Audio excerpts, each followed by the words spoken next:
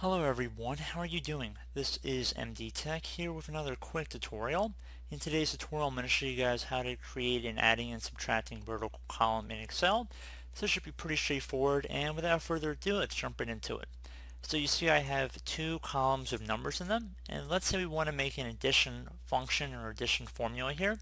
So all I have to do, if you want to have multiple numbers, so if you're using a lot of different columns, you can just start by typing the plus sign on your keyboard and then type the first number. So if you just want to add certain numbers, and then do another plus sign and then add the second number, then hit enter.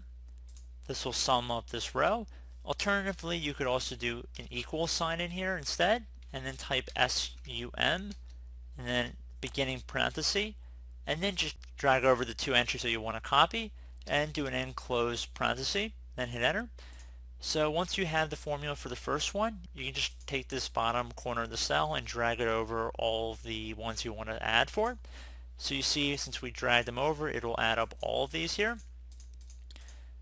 And pretty straightforward. And then if you wanted to also sum these up as well, we could just do right underneath, we could do an equals sum, and then parenthesis, and then just drag over these items. So it gives you a grand total basically. Now if you wanted to do subtraction, just do equals, and then you can do the first cell. Just left click on the first cell one time, and then type the minus sign on your keyboard. Type the second cell, then hit enter.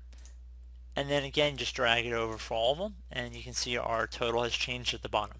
So I do hope this brief tutorial was able to help you guys out. And as always, thank you for watching, and I do look forward to catching you all in the next tutorial. Goodbye.